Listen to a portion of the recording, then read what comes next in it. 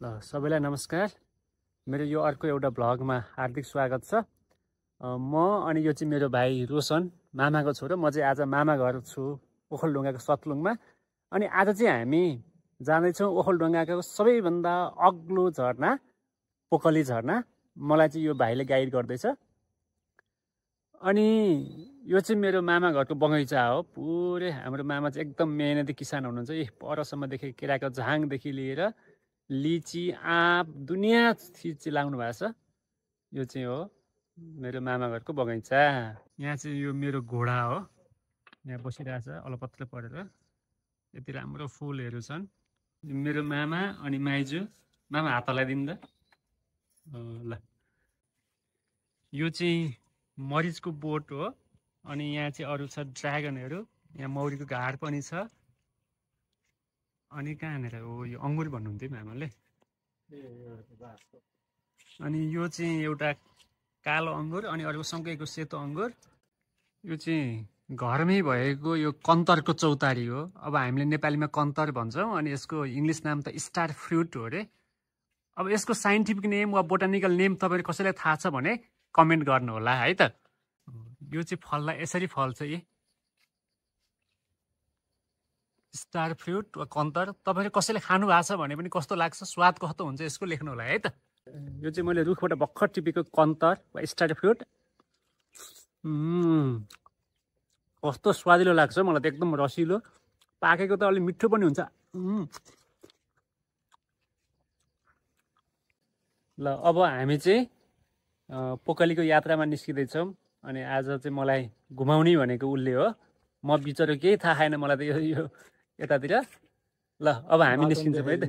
पारी देखेको यो पारी देखेको यो बाटो जान्छौँ हामी। यहाँ मैले त बाटै देखाएको छैन, भाइले चाहिँ यो पारी देखेको बाटो भन्छ। ल, बिचबिचमा म बाटोको पनि भिडियो तपाईँहरूलाई देखाउने नै छु। अनि फाइनल्ली चाहिँ हामी पोकलीमा गएर हेर्नेछौँ।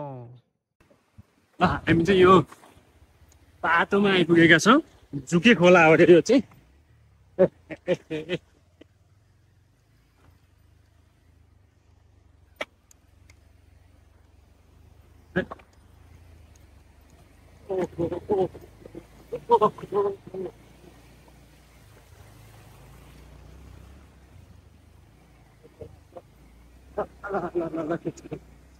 तरियो खोलो।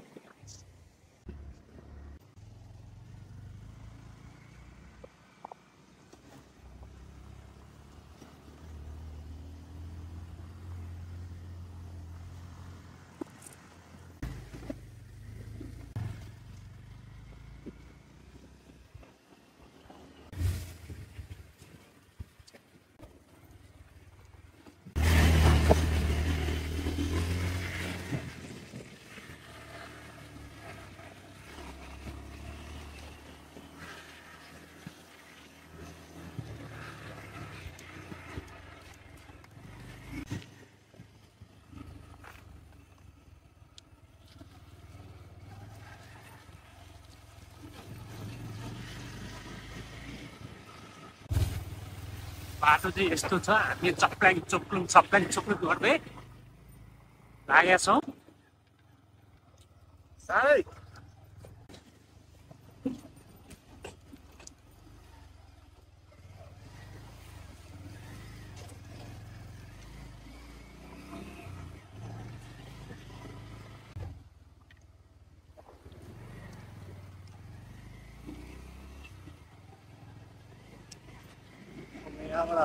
केराबारी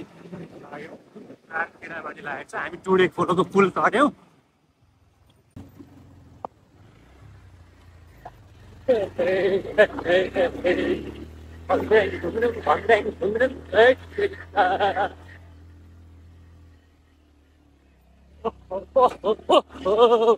पुरो गुफा चाहिँ आइएको छ यहाँसम्म। ल, हामी चाहिँ लगभग गन्तव्यको नजिक आइपुगेको छु। यहाँ देखिरहेको झरनामा जाँदै हो हामी। पोकली छाँगो पोकली झरना। ल, हामी चाहिँ फाइनल्ली पोकली झरनाको गेटबाट छिर्दैछौँ अब।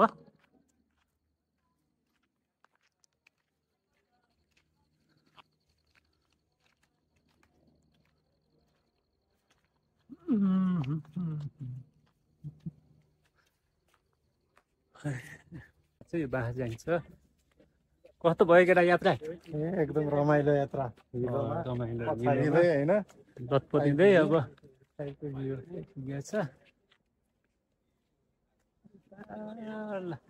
यस्तो छ ठाउँ चाहिँ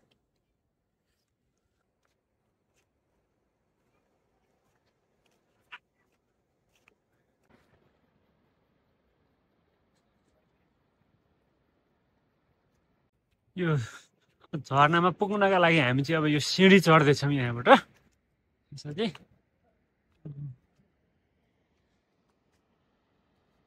उहीँ चाहिँ पुग्न सकिन्न उहीँ पुग्न सकिन्छ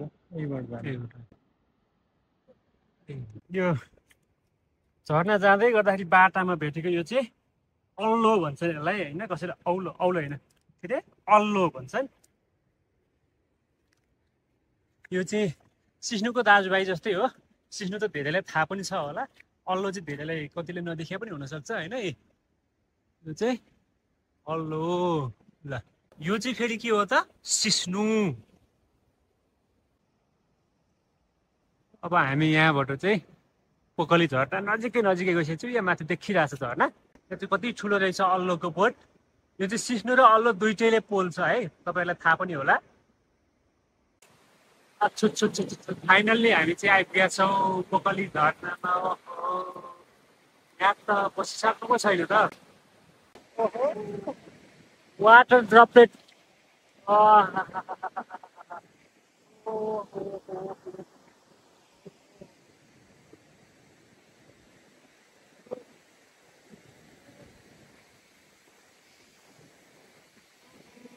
पानी हेर्छ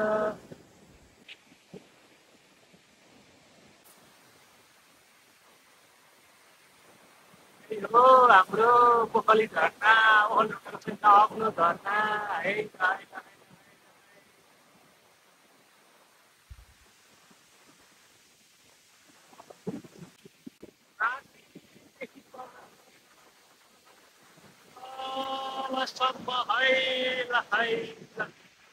ए यस्तो निथुक्क भइरहेछ रोशन कस्तो लागिरहेछ पोखली झरना निथुक्कै ल यस्तै हो अब झरनाको यात्रा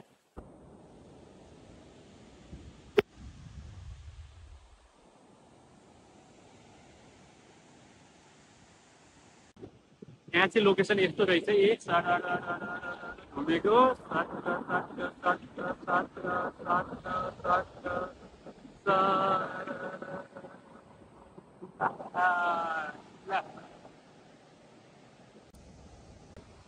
यो चाहिँ हाँडी दह 2-3 माससम्म गहिरो छ भन्ने चाहिँ एउटा भनाइरहेको छ अब कति गहिरो छ मलाई चाहिँ थाहा छैन है यो गहिरो चाहिँ छ त्यति माथिबाट खसेको छाँग हो है ल ओखलढुङ्गाको सबैभन्दा अग्लो झरना भिजिट गर्दाखेरि घुम्दाखेरि मलाई चाहिँ एकदम रमाइलो लाग्यो भाइ तँलाई कस्तो लाग्यो एकदम दामी लाग्यो है अब हाम्रो भ्लग के कस्तो लाग्यो तपाईँहरूलाई कमेन्ट गरेर नबिर्सिनु होला यदि मनपर्छ भने लाइक कमेन्ट सेयर सब्सक्राइब है त हस् धन्यवाद फेरि यस्तो भ्लगहरू लिएर आउने नै छु नमस्कार